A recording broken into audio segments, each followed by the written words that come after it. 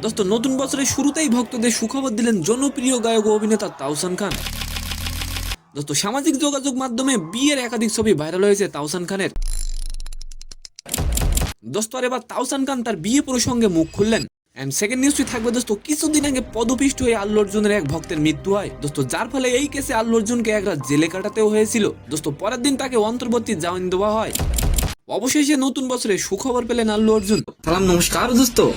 দোস্ত শনিবার 4 জানুয়ারি হঠাৎই নেট দুনিয়ায় ছড়িয়ে পড়ে তাওসানের ব্যক্তিগত ছবি দোস্ত। ওই ছবিগুলো দেখে নেটিজেনরা অবাক বনে যান তাওসানের বিয়ের খবরে দোস্ত। জানা যায় পাত্রীর নাম রোজা আহমেদ, তিনি জনপ্রিয় মেকওভার আর্টিস্ট দোস্ত। তিনি একজন সফল উদ্যোক্তাও বটে দোস্ত। তবে সোশ্যাল মিডিয়ায় ভাইরাল হওয়া ছবিগুলো নিয়ে মুখ খুললেন তাওসান খান নিজেই দোস্ত। তাওসানের এই বিয়ে যদি হয় তাহলে আপনারা কে কে খুশি হবেন অবশ্যই কমেন্ট করে যাবেন দোস্ত। তাওসান খান তার বিয়ে প্রসঙ্গে বলেন তাদের এখনো বিয়ে হয়নি।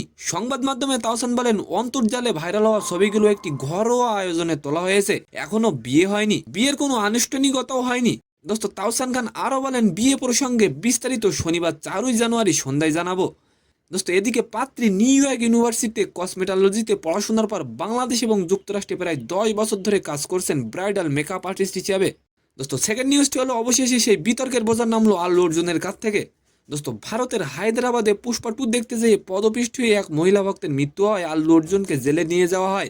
একদিন জেলে থাকার পর অন্তর্বর্তী জামিনে মুক্তি পান আল্লু অর্জুন দোস্ত। অবশেষে নতুন বছরে শুক্রবার বিকেলে ওই কেস থেকে জামিন পান আল্লু অর্জুন।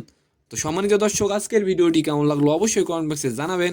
আর ভিডিওটি যদি ভালো লাগে অবশ্যই একটি লাইক দিয়ে আমাদের চ্যানেলটিকে সাবস্ক্রাইব করে দিবেন। ধন্যবাদ।